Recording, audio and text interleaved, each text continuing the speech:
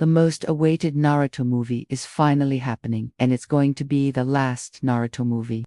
The official title is Naruto Movie, Bonds That Can't Be Broken. And this movie will be directly connected with Boruto.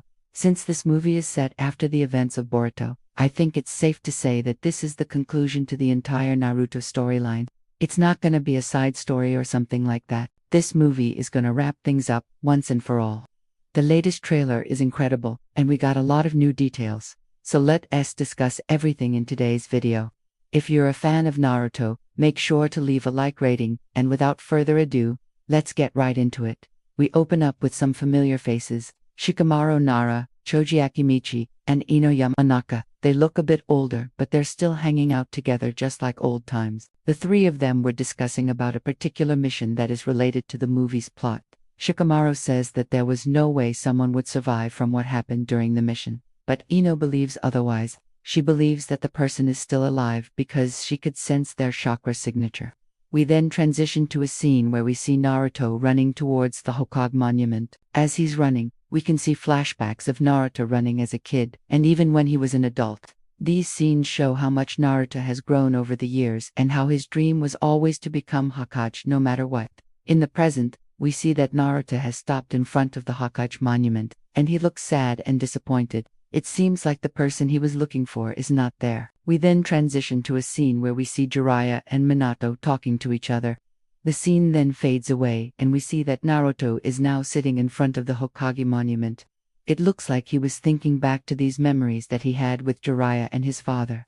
After a few seconds, Naruto stands back up and he looks determined to find the missing person. We then cut to a scene where we see Sarada and Boruto training together. The two are practicing their respective dojutsu techniques. Sarada uses her Sharingan to copy Boruto's vanishing Rasengan. Boruto then asks Sarada if she got it, and she replies that she did. I'm glad that these two are still best friends and that they retraining together because it's gone. Be really interesting to see what they do in the future. Now, we don't have any new footage of Kawaki, but we do have some new information on him. According to the latest trailer, Kawaki will play a very important role in the movie. At one point, we can hear Boruto saying that Kawaki disappeared a week ago. It's likely that Kawaki left Konoha because he wanted to find his own path. He doesn't want to follow anyone's footsteps, including Boruto. This is why he'll probably become a wandering ninja and travel around the world to learn new things. Now, I do believe that Kawaki will return later on in the movie. Since this is the final Naruto movie, I think it's safe to say that every major character will return. So yeah, I'm pretty confident that we will see Kawaki again. As the movie progresses, we start learning more about the main antagonist. All we know about him right now is that his name is Code and he works under Kara. We didn't get much backstory on him, but I'm assuming that we'll get more details as the movie gets closer to its release date.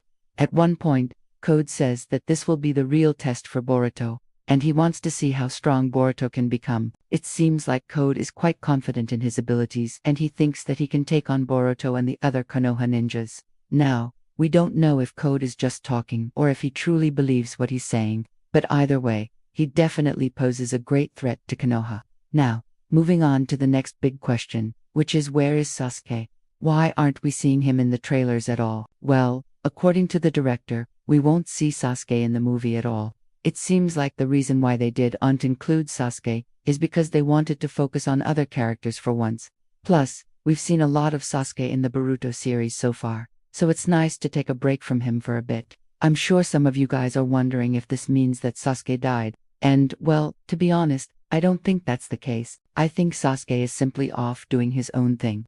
You know, traveling around the world, keeping an eye on things from afar. And also, I think it's time for Boruto to grow out of his father's shadow. In the original Naruto series, we saw Naruto surpass his father's accomplishments.